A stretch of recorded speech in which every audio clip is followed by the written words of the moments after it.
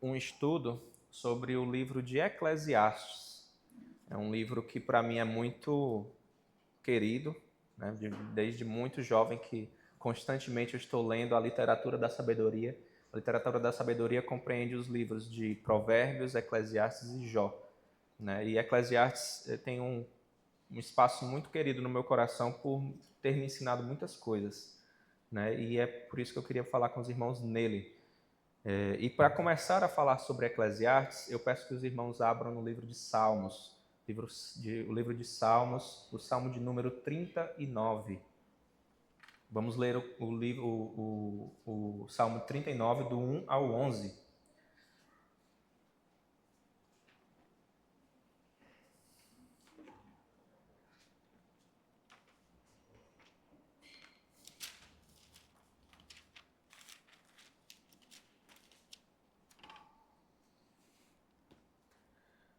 Salmo 39, do 1 ao 11, assim diz a palavra do Senhor.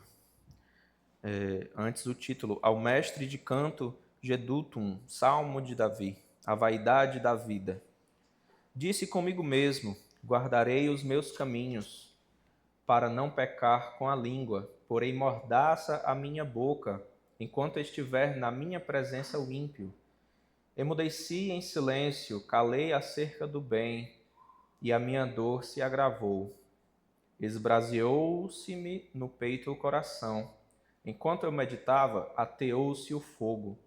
Então disse eu com a própria língua: dá-me a conhecer, Senhor, o meu fim e qual a soma dos meus dias, para que eu reconheça a minha fragilidade. Destes aos meus dias o comprimento de alguns palmos. A tua presença, o prazo da minha vida é nada. Na verdade, todo homem, por mais firme que esteja, é pura vaidade. Com efeito, passa o homem como uma sombra. Em vão se inquieta, amontoa tesouros e não sabe quem os levará. E eu, Senhor, que espero? Tu és a minha esperança. Livra-me de todas as minhas iniquidades. Não me faças o opróbrio do insensato. Emudeço, não abro os lábios, porque tu fizeste isto. Tira de sobre mim o teu flagelo. Pelo golpe da tua mão estou consumido. Quando castigas o homem com repreensões por causa da iniquidade, destróis nele como traça o que tem de precioso. Com efeito, todo homem é pura vaidade. Até aqui vamos ler esse salmo. Senhor nosso Deus, nosso Pai, estamos em Tua presença, Senhor, para falarmos, Senhor, da Tua palavra, Senhor, para aprendermos da Tua palavra, Senhor. Que apenas Tu, Senhor, professa palavras neste dia, Senhor, nesta manhã. É assim que nós te oramos, em nome de Jesus. Amém. Meus irmãos, eu quis começar no livro de Salmos, nesse salmo específico, porque é um salmo de Davi, porque existe muitas questões sobre quem é o autor de Eclesiastes, né? E eu acho interessante nós lermos isso, porque isso foi escrito antes de Eclesiastes, né? Então, foi escrito isso por Davi, e o autor de Eclesiastes está após isso, então ele viveu e ele leu essas palavras da mesma forma que nós acabamos de ler. E então Deus o iluminou, o inspirou para escrever o livro de Eclesiastes, que fala sobre exatamente isso que nós acabamos de ler, né? Então, eu peço que os irmãos deixem aberto o livro de Eclesiastes, a gente vai percorrer ele quase inteiro, em todos os capítulos, durante essa palavra. Mas eu quis terminar no versículo 11, porque ela termina justamente nessa palavra que se chama vaidade, né? Essa é uma palavra que em hebreu, na verdade, é Hevel. Na verdade, eu não sei exatamente qual é a pronúncia, não sei se é Hevel ou é Evel que se pronuncia, mas a questão é que é Hevel. E essa palavra, a tradução para vaidade, ela não é muito bem... Ela é boa, mas ela não captura muito bem a essência do que essa palavra significa. Porque Hevel significa como se fosse fumaça, ou sopro, ou nuvem, ou algo intangível, assim.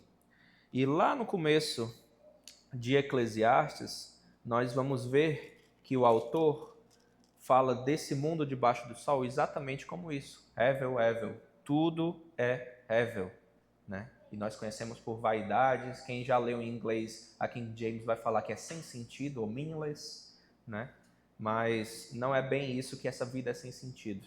E nós vamos aprender isso nesta manhã, porque a realidade de Eclesiastes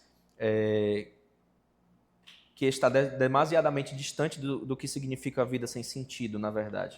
Porque se você leu Eclesiastes e você chegou à conclusão de que a vida é sem sentido, né? Você entendeu errado Eclesiastes. Né? E Eclesiastes tem esse tema, pode se traduzir de várias maneiras: vaidade, futilidade. Essas são as traduções mais comuns que a gente vê, né? E ele o livro ele vai se valer das lições do autor, as lições de vida do autor. Mas antes de falar um pouco sobre isso, eu quero falar sobre o autor. Muitas vezes ele é atrelado à figura de Salomão, né? Porque lá no comecinho de Eclesiastes fala assim: a palavra do pregador, filho de Davi, rei de Jerusalém. Ou seja, aqui nós temos duas figuras no livro de Eclesiastes. Nós temos o autor, aquele que foi inspirado por Deus para escrever estas palavras, e nós temos a figura do pregador, ou mestre, ou como é falado a palavra em grego. Cadê a palavra em grego? Eu jurei que eu tinha escrevido. Tá aqui, correlet. Eu acho que eu consigo, mais ou menos assim, correlet. Essa palavra que a gente traduz como palavra do pregador, essa palavra pregador. E correlet significa, na verdade, pode significar mestre, pregador, orador, aquele que ajunta pessoas para ensinar. Né? Então, são as palavras daquele que ajunta pessoas para ensinar. E muitas vezes achamos que essa pessoa é Salomão. E assim, não está errado acharmos que é Salomão, mas na verdade a gente não tem como dizer com certeza absoluta que foi Salomão. O que nós sabemos é que é um dos descendentes de Davi, isso se aconteceu depois da sua morte, e era um dos reis, ou seja, Salomão foi um dos reis, acaba sendo a figura que a gente atrela à autoria deste livro. Né? Mas não temos certeza, mas o que interessa, na verdade, para nós, não é necessariamente quem é o autor, e sim essas duas figuras. A figura do autor, ou quem é o que escreve, né? O que interessa para nós é as duas figuras, o autor e o mestre. E eles têm duas visões acerca do que a vida é para nós. Né? E o livro descreve, na verdade, deixa eu fechar aqui. O livro descreve que todo o esforço humano, todo o deleite que temos, todo o conhecimento, todas as posses que temos, tudo isso é vão, tudo isso é vaidade, tudo isso é evil. Nada de duradouro resulta deles, nem proporcionam qualquer satisfação verdadeira, ou que tornasse qualquer experiência que temos aqui digna de esforço. E a Bíblia fala frequentemente, em vários outros locais, como a gente acabou de ler em Salmos, a gente consegue ler isso em outros locais também, das vaidades das coisas terrenas. Né? E nesse contexto de Eclesiastes, ele vai muito a fundo sobre o que é que significa essas vaidades. Para ele, a vaidade está tão profundamente entrelaçada com a nossa essência de ser humano, e a nossa essência de ser humano aqui nesta terra, né, que ele não consegue conceber como é que tinha sido antes. Né? Que para ele sempre foi desse jeito, sempre foi um mundo de vaidades. Né? E ele só consegue preservar a piedade, né? O pregador, ele fala por vezes durante o livro que ele só consegue se perseverar na piedade mantendo-se firme na convicção do que fala Provérbios. Ou seja, Eclesiastes, ele puxa muito do que foi falado em Provérbios também. E a gente vai ver o final disso tudo em Jó. Se a gente ler esses três, a gente vai conseguir mapear muito bem sobre isso. E ele captura essa essência de Provérbios quando ele fala que o fundamental para a humanidade é temer a Deus e guardar os seus mandamentos. Essa é a conclusão do livro de Eclesiastes. Mas antes disso ele vai discorrer sobre várias questões que são práticas e são importantes para o dia a dia. Né? Porque em várias passagens da Bíblia é falada que a vaidade das coisas terrenas devem ser vistas essencialmente como uma consequência do pecado humano e do juízo divino. Nós sabemos, Adão pecou, houve a queda, portanto, não só nossa vida foi maculada pelo pecado, como a criação também o foi, né? E de fato, né, segundo a perspectiva da Bíblia, né, tudo que é pecaminoso é inerentemente vão. Tudo que é pecado é inerentemente vão, não possuindo nem vitalidade, nem substância duradoura, porque o pecado justamente nos tira dessa verdade maior. Então, quem se afasta de Deus vai sempre buscar por coisas vãs, vai sempre buscar por ídolos, e esses ídolos vão tornar todas as suas buscas durante a vida vão, né? Seus pensamentos vão perder a substância do que é a verdade. Seu objetivo vai voltar-se para coisas sem valor. Na verdade, aquilo de que a humanidade tem feito e ao se afastar de Deus, tudo do que a gente se orgulha estando longe de Deus é vão. Assim, até a nossa honra é vã. Né? E eu falei tudo isso para dar um panorama do que Eclesiastes fala, porque alguns falam que é até um livro bem pessimista, né? Mas vamos ver um pouquinho mais sobre se ele realmente é isso. E assim eu vou ler na íntegra o capítulo 1 de Eclesiastes, dos versos 1 ao 18, e eu peço que os irmãos prestem atenção nessas palavras. Assim fala a palavra de Deus, Eclesiastes 1, do 1 ao 18. Palavra do pregador, filho de Davi, rei de Jerusalém. Vaidade de vaidades, diz o pregador. Vaidade de vaidades, tudo é vaidade. Que proveito tem o homem de todo o seu trabalho com que se afadiga debaixo do sol? Geração vai, geração vem, mas as terras permanecem para sempre. Levanta-se o sol e põe-se o sol, e volta ao seu lugar onde nasce de novo. O vento vai para o sul e faz o seu giro para o norte. Volve-se e revolve-se na sua carreira e retorna aos seus círculos. Todos os rios correm para o mar, e o mar não se enche. Ao lugar para onde correm os rios, para lá tornam eles a correr. Todas as coisas são canseiras tais que ninguém as pode exprimir. Os olhos não se fartam de ver, nem se enchem os ouvidos de ouvir. O que foi é o que há de ser, e o que se fez, isso se tornará a fazer. Nada há, pois, novo debaixo do sol. Há alguma coisa de que se possa dizer, vê, isto é novo? Não. Já foi nos séculos que foram antes de nós. Já não há lembrança das coisas que precederam, e das coisas posteriores também não haverá memória, entre os que hão de vir depois delas. Eu, o pregador, venho sendo rei de Israel em Jerusalém. Apliquei o coração a esquadrinhar e a informar-me com sabedoria de tudo quando sucede debaixo do céu. Este enfadonho trabalho impôs Deus aos filhos dos homens, para nele os afligir. Atentei para todas as obras que se fazem debaixo do sol, e eis que tudo era vaidade e correr atrás do vento. Aquilo que é torto não se pode endireitar, e o que falta não se pode calcular. Disse comigo, eis que me engrandeci e sobrepujei em sabedoria a todos os que antes de mim existiram em Jerusalém. Com efeito, o meu coração tem tido larga experiência da sabedoria e do conhecimento. Apliquei o coração a conhecer a sabedoria e a saber o que é a loucura e o que é a estultícia. E vim a saber que também isto é correr atrás do vento. Porque na muita sabedoria há muito enfado, e quem aumenta a ciência aumenta a tristeza. Essas são as primeiras palavras de Eclesiastes, num primeiro momento bem pessimista, né? De uma maneira bem quase que depressiva, vamos dizer assim, como se nada fizesse sentido nessa terra, debaixo do sol. Né? E aqui, por conta dessas partes aqui, mais ou menos aqui no versículo 12, 13, 14, que a gente começa a pensar que esse autor, que o pregador aqui em questão, é Salomão. Porque a gente sabe que Salomão foi aquele rei que, em vez de pedir dinheiro, em vez de pedir poder, pediu a Deus sabedoria. Né? Porém, apesar disso, a gente ainda não tem como dizer com certeza, porque aqui pode ser apenas um artifício do pregador, né, como utilizando desse personagem para falar sobre a sabedoria. Então, isso aqui ainda não é um ponto final de autoria de quem é o pregador, né? E o autor muito menos, a gente não sabe quem é o autor, né? Mas então, deixa eu passar aqui,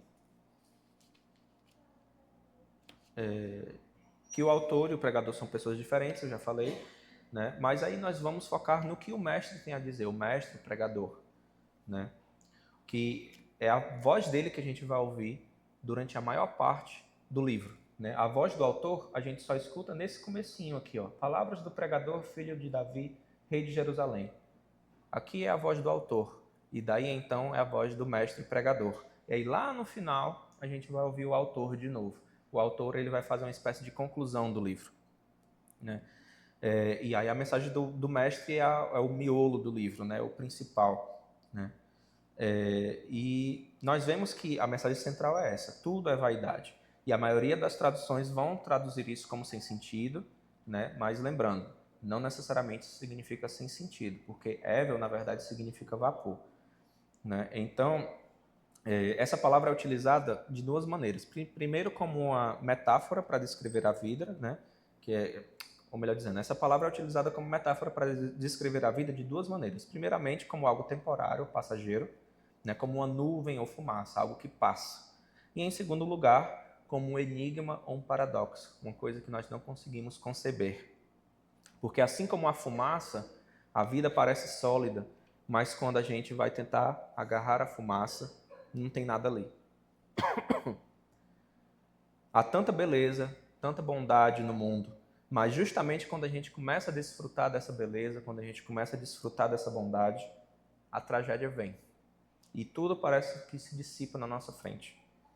Todos nós sabemos que na vida coisas ruins vão acontecer, e as coisas ruins acontecem constantemente com pessoas boas. A gente vê o justo pagando pelo injusto, é algo que a gente costuma dizer. Opa, passei aqui. Né? Mas a vida, portanto, com essas ideias, ela se torna imprevisível ou instável, né? Ou ainda, como o mestre constantemente fala em Eclesiastes, como correr atrás do vento. Parece que para a gente o objetivo fundamental aqui do autor é abordar todas as formas pelas quais nós tentamos construir significado na nossa vida longe de Deus. Porque aqui ele está falando de buscas que não fazem sentido e construção de significados para a nossa vida que, longe de Deus, são fumaça. Né? E aí ele vai usar a sabedoria do pregador, a sabedoria do mestre para mostrar isso. Eclesiastes passa a maior parte do tempo mostrando que nós gastamos a maior parte do nosso tempo investindo, né, a nossa energia, as nossas forças, as nossas emoções em coisas que, no fim das contas, não têm significado nenhum ou nenhuma importância duradoura. Isso eu falo tanto dos ímpios como, às vezes, nós salvos também. Né? E essa é a dura realidade que o pregador traz para nossas vidas.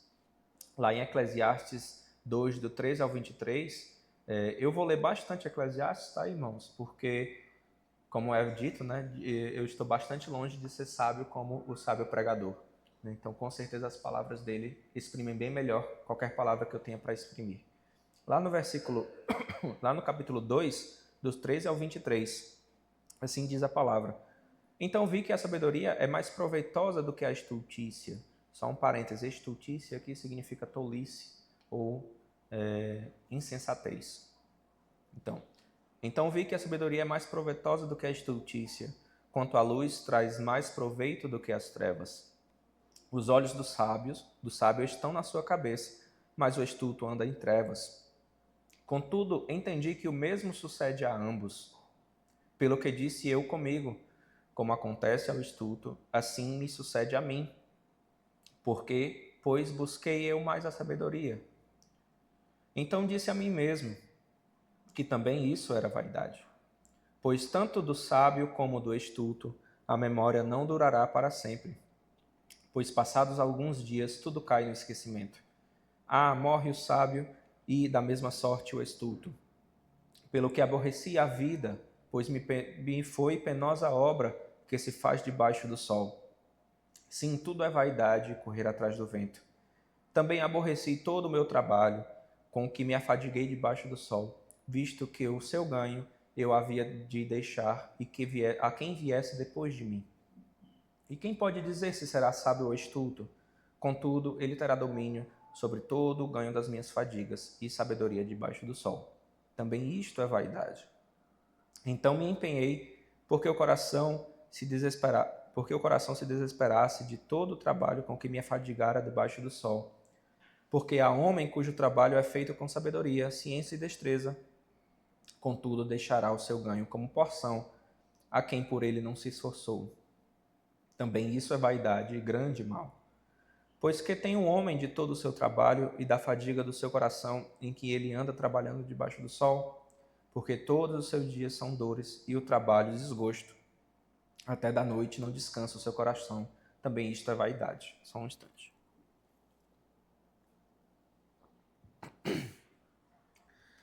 Ou seja, aqui o mestre ele vai nos falar, né, que a gente pode passar a vida inteira trabalhando e conquistando todas e achando que é isso que dá sentido à vida. Né? E aqui está bem claro que não é. Devemos parar e considerar a marcha do tempo também. Eclesiastes vai olhar para a gente e vai dizer, você não está no controle. E aí aqui a gente vai lá para aquela parte de Eclesiastes 3, do 1 ao 8, que fala do tempo, né? Tudo tem seu tempo determinado, há tempo de propósito debaixo do céu, há tempo de nascer, tempo de morrer, tempo de plantar, de colher, tempo de matar, tempo de curar, de chorar, de rir, de buscar, tempo de perder, tempo de rasgar, tempo de coser, tempo de calar, tempo de de falar, tempo de amar e tempo de aborrecer, tempo de guerra e tempo de paz. A gente lê muito esses versículos, eu pelo menos lia bastante esses versículos de uma maneira como se fosse um poema que conforta a alma, né?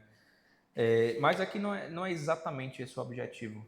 Ele conforta sim a nossa alma, mas não é exatamente esse o objetivo do pregador com essa lista de coisas que acontecem, né? Isso aqui, na verdade, é uma lista de tudo aquilo que a gente não pode controlar na nossa vida. Porque apesar de todo o esforço que a gente faz, de todo o trabalho que a gente tem, vai ter tempo de guerra e tempo de paz, e isso a gente não tem controle sobre. Vai ter tempo de chorar e tempo de rir, né? E um fato sobre isso, né? Recentemente eu fui para Guaramiranga com a minha família, vou beber mais um pouquinho. Né? E tem uma cachoeira específica lá, que eu vou desde que eu tenho a idade do meu filho, Estevão, que ele tem 7 anos, talvez até um pouco mais antes do que isso. Né? E eu vou para essa cachoeira, já fui para essa cachoeira, durante vários estágios da minha vida. Né? E uma das coisas que eu percebo toda vez que eu vou lá é como ela não mudou. A cachoeira continua lá do mesmo jeito, as pedras do mesmo jeito, às vezes uma pode estar um pouco mais erodida do que a outra, uma pode ter caído ali, mas no geral a cachoeira sempre está exatamente do mesmo jeito. Do mesmo jeito que eu vi ela como ela era há 20 anos, mais de 20 anos atrás. E o que também não é nem tanto tempo assim, por sinal, né? Então isso me faz pensar, né, que a gente desenvolve tecnologia, a gente constrói nações, umas nações aparecem, outras caem, mas quando a gente escala uma montanha, a gente vai até lá em cima, a gente vê que a montanha não está nem aí para essas coisas que a gente faz, ela vai continuar lá, estando a gente aqui ou não estando a gente aqui. A montanha vai estar lá e ela não se importa com o que acontece aqui. E ela não só vai continuar lá, como ela já estava lá há muito tempo antes de nós. Né? E essa é uma dura realidade de Eclesiastes, porque ele fala, ninguém vai se lembrar de você ou de qualquer coisa que você fez daqui a 100 anos. Aquela montanha vai estar lá ainda, o oceano vai continuar quebrando na praia, o sol vai continuar nascendo e se pondo, pelo menos até o fim. Né? Então o tempo vai apagando você, não importa o que você faça. E, assim, se isso não está desanimador o suficiente, meus irmãos, não se preocupe que a gente ainda vai falar de mais coisa desanimadora. Porque a gente vai falar agora sobre a morte. Em Eclesiastes 3, do 16 ao 22, fala ainda assim: vi ainda debaixo do sol que no lugar do juízo reinava maldade, e no lugar da justiça maldade ainda. Então disse comigo, Deus julgará o justo e o perverso, pois há tempo para todo propósito e para toda obra. Disse ainda comigo: é por causa dos filhos dos homens, para que Deus os prove, e eles vejam que são em si mesmos como os animais. Porque o que sucede aos filhos dos homens, sucede aos animais. O mesmo lhes sucede. Como um morre, assim morre o outro. Todos têm o mesmo fôlego de vida, e nenhuma vantagem tem o homem sobre os animais, porque tudo é vaidade. Todos vão para o mesmo lugar, todos procedem do pó, e ao pó retornarão. Quem sabe, se o fôlego da vida dos filhos dos homens se dirige para cima, e o dos animais para baixo, para a terra? Pelo que vi, não haver coisa melhor do que alegrar-se os homens das suas obras, porque essa é a sua recompensa. Quem o fará voltar para ver o que será depois dele? E a morte é a grande... Se o tempo não é o suficiente para nivelar as coisas, a morte é a grande niveladora da vida, né? E torna ainda mais sem sentido todas as nossas atividades diárias. Ela vai devorar o sábio e vai devorar o tolo, vai devorar o rico e vai devorar o pobre. Não importa o que você é, o que você fez, se você é bom ou ruim, todos nós vamos morrer e isso é inevitável, né? Ou seja, com tudo isso, coloque em perspectiva o que nós fazemos no dia a dia. Você acha que se você vai trabalhar duro, vai fazer alguma coisa valer a pena? Porque aí fala Eclesiastes 4, do 4 ao 8. Então vi que todo trabalho e toda destreza em obras provém da inveja do homem contra o seu próximo. Também isto é vaidade, correr atrás do vento. Melhor é um punhado de descanso do que ambas as mãos cheias de trabalho e correr atrás do vento. Então considerei... eu pulei um. 5. O tolo cruza os braços e come a própria carne, dizendo: melhor é um punhado de descanso do que ambas as mãos cheias de trabalho e correr atrás do vento. Então considerei outra vaidade debaixo do sol. Isto é, um homem sem ninguém, não tem filhos nem irmã, contudo não cessa de trabalhar, e os seus olhos não se fartam de riquezas. E não diz: para quem trabalho eu, se nego a minha alma os bens da vida? Também isso é vaidade e enfadonho o trabalho. Ou seja, que ele está falando tanto da pessoa preguiçosa que não quer trabalhar, como da pessoa que trabalha demais. Ele fala que ambos são vaidade, ambos estão em busca de coisas erradas nessa vida.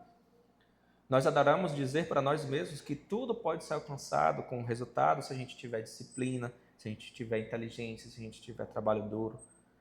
Mas a verdade é que isso não passa de uma mentira bonita. Você acha que você decidiu trabalhar duro e ser disciplinado e por isso foi recompensado. Quando na verdade a ideia mais próxima da verdade, da realidade que a gente vive, é que a gente obedeceu a um Deus que a gente não compreende totalmente e ele foi misericordioso e bondoso e gracioso com nós e nos deu da graça dos resultados do nosso suposto trabalho. Mas a gente também pode pensar que o prazer vai tornar a vida valiosa e isso é especialmente importante para os jovens, né? E aqui eu falo dos prazeres lícitos, tá? Eu não falo dos ilícitos, né? Porque por mais que os prazeres lícitos sejam bons e agradáveis, se você baseia a sua vida neles, também é vaidade.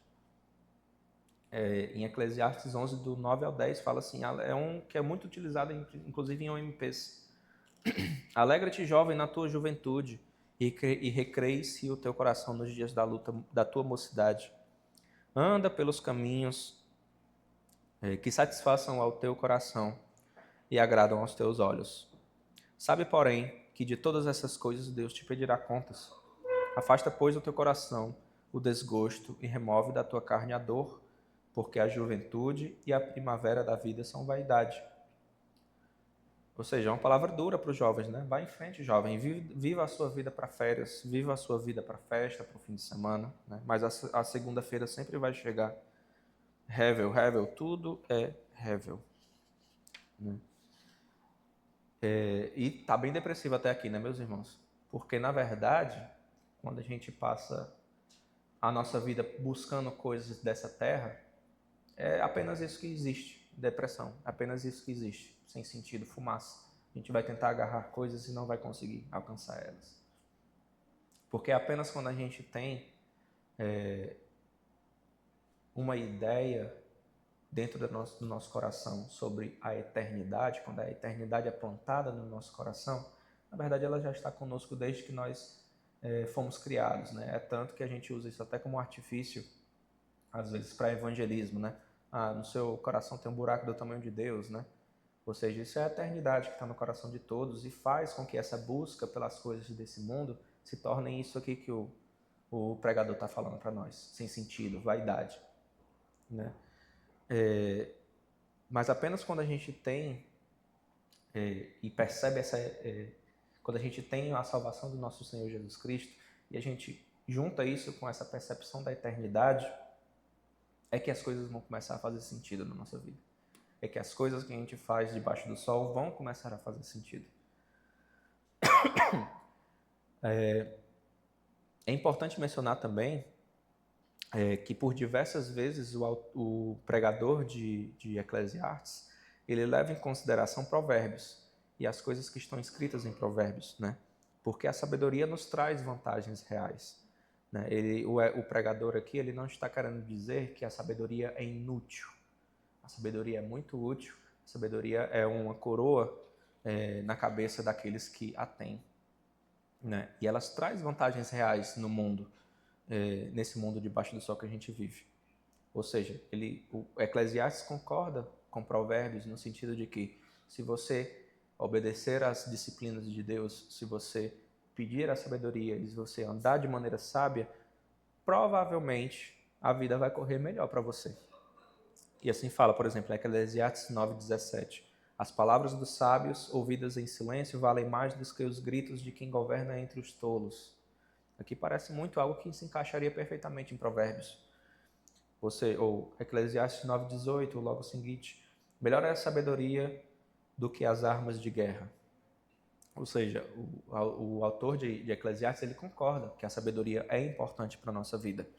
Mas o problema é que mesmo vivendo com toda essa sabedoria, mesmo para nós, filhos de Deus, nada vai garantir uma vida boa. Na verdade, todos nós sabemos que Jesus Cristo mesmo falou para nós, que aquele que quer me seguir, pegue sua cruz e siga-me, né? Ou seja, nós sabemos que aceitar a Jesus Cristo como nosso Senhor e Salvador e seguir seus passos não se traduz em uma vida boa. E isso é verdade também aos olhos do pregador de Eclesiastes. Mas nós sabemos que pessoas boas morrem tragicamente, enquanto pessoas horríveis vivem muito e prosperam. Tudo sucede igualmente a todos. O mesmo sucede ao justo e ao perverso, ao bom, ao puro, ao bom, ao puro e ao impuro, tanto ao que sacrifica como ao que não sacrifica, ao bom como ao pecador, ao que jura como ao que teme o juramento. Este é o mal que há em tudo que quanto se faz debaixo do sol. A todos sucede o mesmo. O tempo e a morte operam iguais para todo mundo. Então, o que difere os homens? Porque todos nós adoramos algo, né? Todos nós adoramos alguma coisa. É aquela famosa frase que usamos constantemente, que o coração é uma fábrica de ídolos. Se Deus não senta no trono do seu coração, outra coisa vai sentar, né? Então, o que difere os homens na vida debaixo do sol, mesmo com toda essa loucura que existe, é quem a gente escolhe adorar. Porque praticamente todas as coisas que a gente escolhe adorar, fora do verdadeiro Criador, vão devorar a gente. E são vãs, são vaidade. E nesse mundo moderno, principalmente, a gente vê que a gente está sim sendo devorado vivo, né? Vivemos um tempo que o prazer está em todos os lugares, né? Nós temos o prazer a um clique de distância, né? Mas significado verdadeiro não existe, né? Pornografia está aqui o tempo inteiro nos rondando, mas intimidade real não existe, né? O entretenimento hoje em dia é infinito, né? Mas as nossas mentes estão entediadas. E o desejo é apenas um algoritmo, né? Como a gente vê aí constantemente nos nossos celulares. Então isso tudo torna ainda mais espessa a névoa, a fumaça dessa vida, o revel dessa vida, e torna mais difícil encontrar qual é o ponto final que o pregador e o autor de Eclesiastes está tentando mostrar para a gente. As nossas mentes, as nossas vidas no mundo moderno estão nessa névoa que é quase impossível de navegar.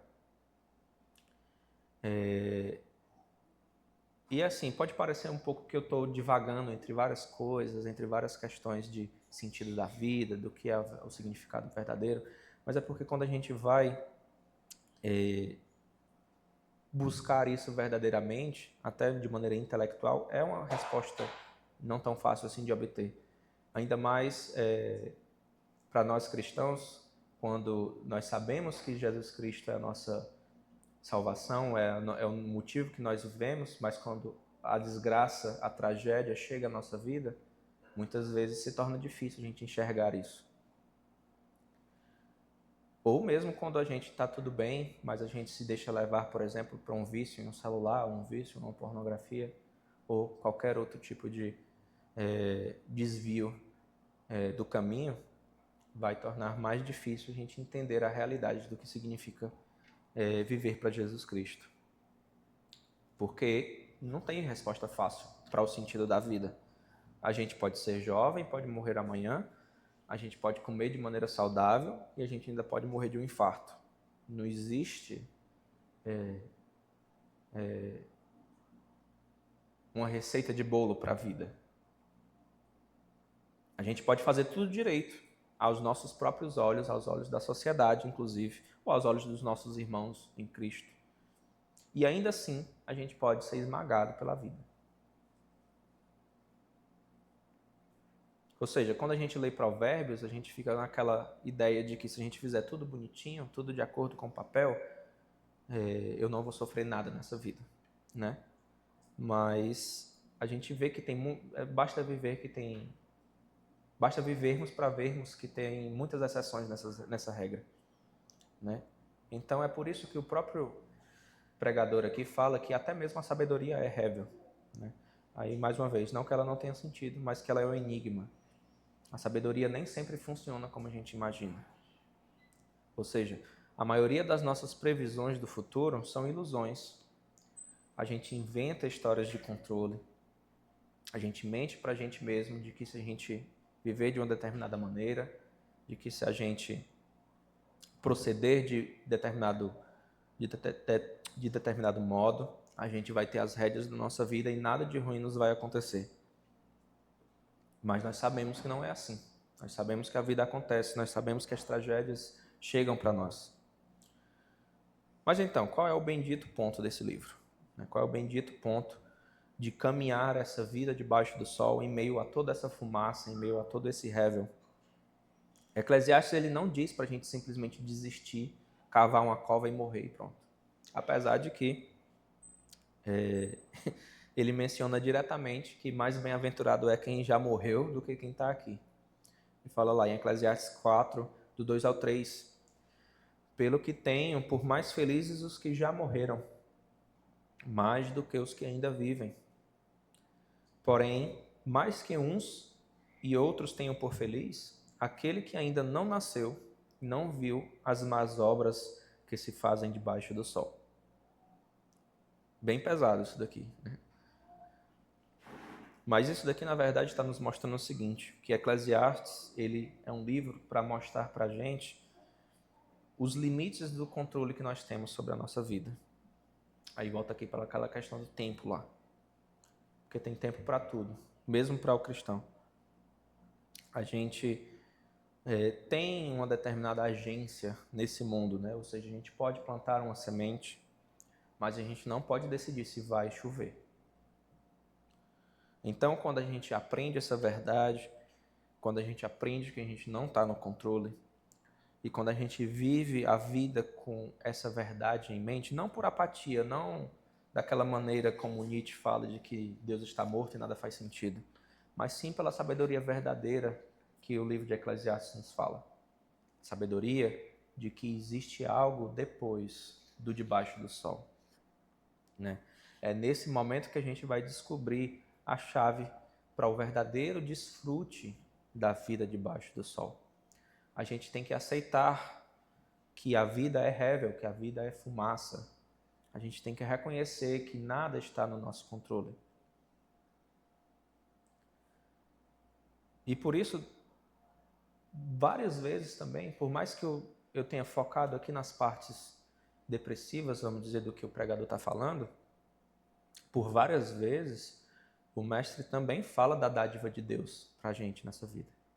Ele fala do quê? Desfrutar das coisas simples e boas da vida, como a nossa amizade, a nossa comunhão entre os irmãos, a nossa família, a nossa esposa. Ele fala até para a gente desfrutar de uma boa refeição, de um dia de sol, um dia numa praia. Porque a gente não pode controlar essas coisas.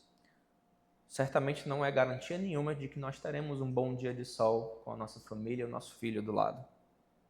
Mas é justamente aí que reside a beleza desses dias. A beleza de estarmos aqui num domingo, tão simples como esse, em comunhão, com as nossas famílias, tomando um café, comendo uma comida, conversando uma conversa boa.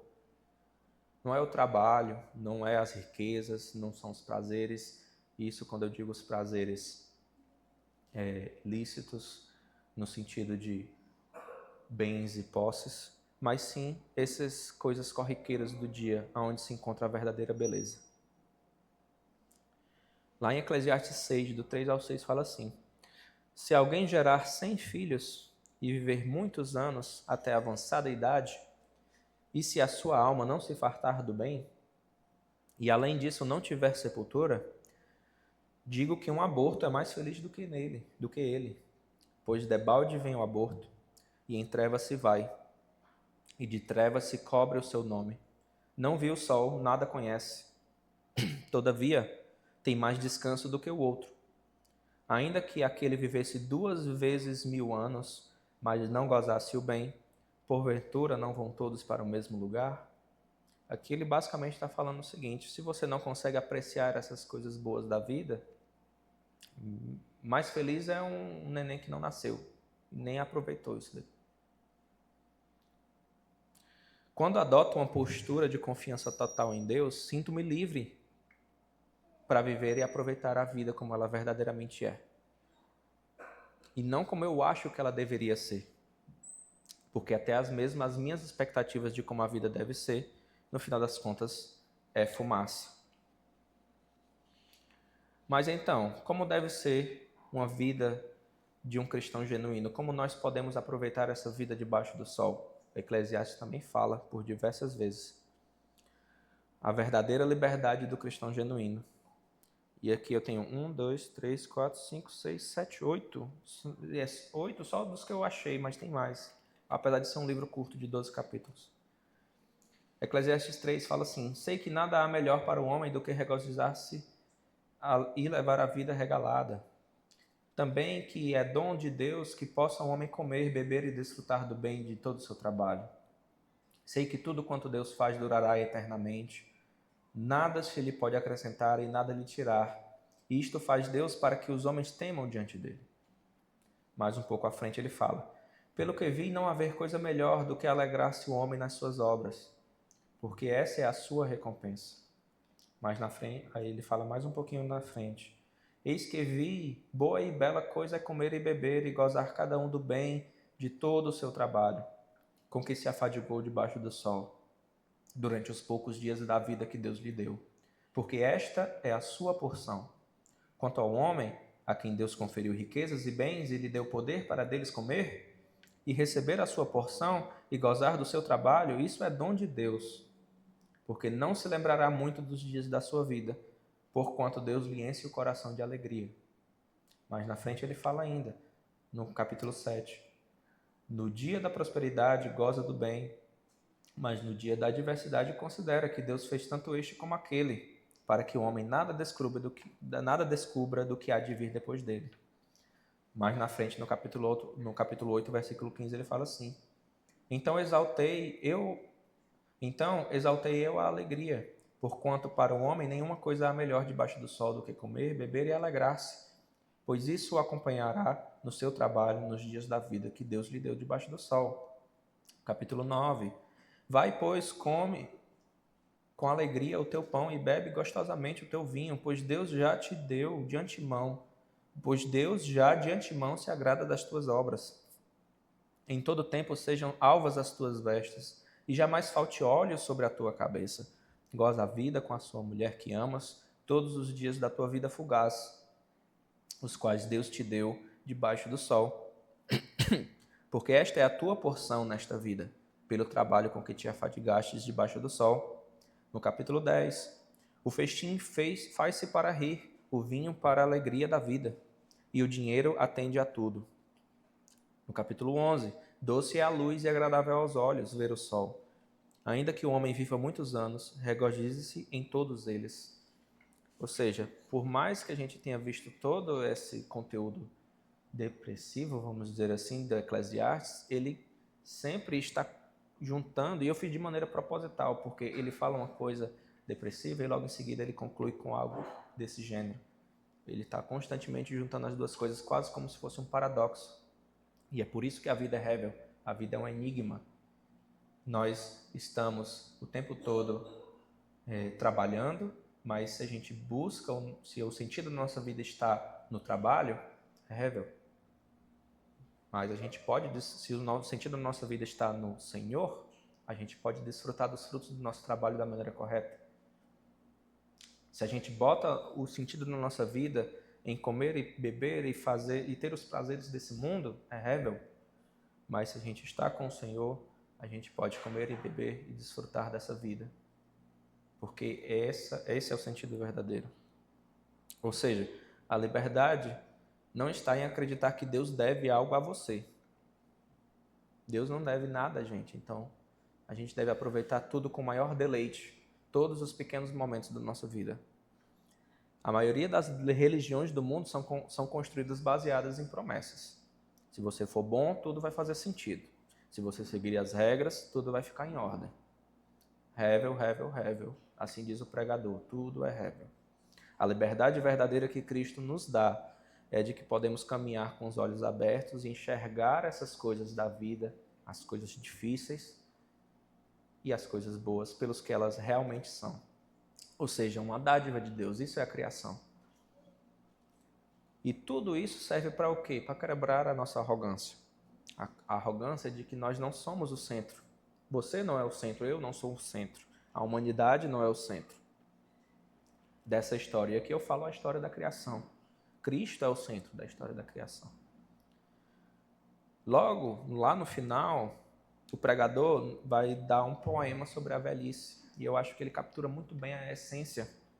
Lá no capítulo 12, dos versos 1 a 8, ele vai falar um pouco sobre a velhice. Eu acho muito bonito isso.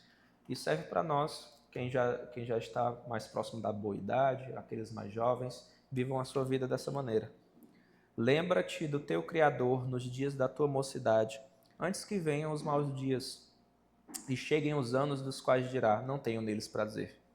Antes que se escureçam o sol e a lua e as estrelas do esplendor da tua vida e tornem a vir as nuvens depois do aguaceiro. No dia em que tremerem os guardas da casa, os teus braços, e se curvarem os homens outrora fortes, as tuas pernas, e cessarem os teus moedores da boca, por já serem poucos, e se escurecerem os teus olhos nas janelas, e os teus lábios, quais portas da rua se fecharem, no dia em que não puderes falar em alta voz, de levantares a voz das aves, e todas as harmonias, filhas da música, te diminuírem, como também quando temeres o que é alto, e te espantares no caminho, e te embranquecerem-se como floresce a amendoeira, e o gafanhoto te for um peso, e te perecer o apetite, porque vais à casa eterna, e os pranteadores andem rodeando pela praça, antes que se rompa o fio de prata, e se despedace o copo de ouro, e se quebre o cântaro junto à fonte, e se desfaça a roda junto ao poço, e ao pó volte à terra, como o era, e o espírito volte a Deus, que o deu. Vaidade de vaidade, diz o pregador, tudo é vaidade. Que duro, porém que belo. Aproveite a sua vida, meu irmão. Aproveite porque o céu já começa aqui. Cuide da sua vida, da sua família, viva a sua vida. Não deixe as suas responsabilidades, não deixe o seu trabalho. Tenha prazer no que verdadeiramente é bom. Lá no final, o autor vai nos alertar que até mesmo essas palavras do mestre podem ser levadas longe demais, ao ponto da gente passar a vida inteira enterrado em livros tentando resolver os enigmas da vida, o porquê que o justo deve pagar pelo injusto. E ele fala lá no final, não tente, você nunca chegará lá. Isso é o autor falando, não é o mestre. Aqui a gente tem a segunda voz falando. Deixa eu pegar aqui.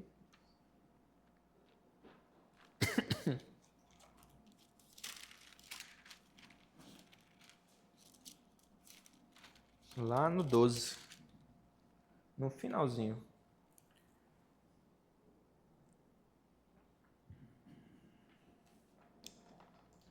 Ele fala assim: o pregador, além de sábio, ainda ensinou ao povo conhecimento. Isso é o autor falando. E atentando e esquadrinhando, compôs muitos provérbios. Procurou o pregador achar palavras agradáveis e escrever com retidão palavras de verdade. As palavras do sábio são como aguilhões e como pregos bem fixados às sentenças coligidas dadas pelo único pastor. Demais, filho meu, atenta, não há limite para fazer livros, e o muito estudar é enfado da carne. De tudo o que se tem ouvido, a suma é: teme a Deus e guarda os seus mandamentos, porque isto é o dever de todo homem. Porque Deus há de trazer juízo todas as obras, até as que estão escondidas, quer sejam boas, quer sejam más.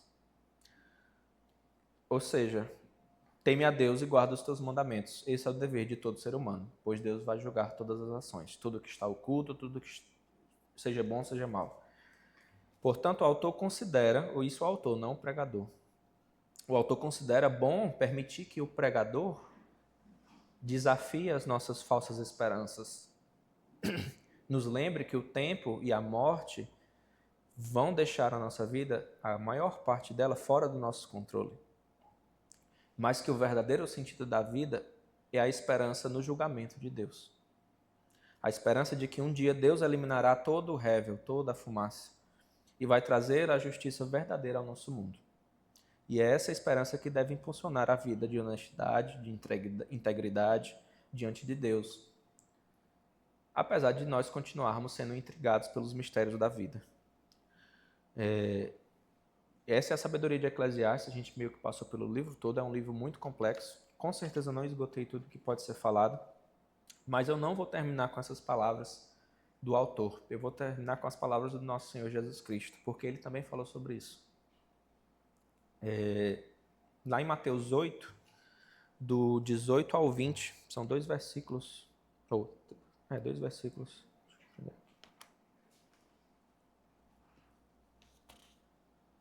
Perdão, 8 não, falei errado. Deixa eu pegar aqui, é o Mateus 4, do 1 ao 4. Isso é daqueles momentos, um dos momentos mais difíceis da vida de Jesus, fora da crucificação. É aquele momento onde Jesus está no deserto e o Satanás vai tentá-lo. Mateus 4, do 1 ao 4 diz assim: a seguir, foi Jesus levado pelo Espírito ao deserto para ser tentado pelo diabo. E, depois de jejuar 40 dias e 40 noites, teve fome. Então o tentador aproximou-se e lhe disse: se és filho de Deus, manda que estas pedras se transformem em pães. Jesus, porém, respondeu: está escrito, não só de pão viverá o homem, mas de toda palavra que procede da boca de Deus. Que tem infinitas aplicações esse texto, mas ele também corrobora com o que a gente tem falado aqui. Eu quero focar nessa resposta principalmente a questão do pão e o que ele representa. Ele representa muitas coisas, como a gente já falou, né? Mas ele também representa os prazeres debaixo do sol, a vida debaixo do sol, o que a gente necessita debaixo do sol.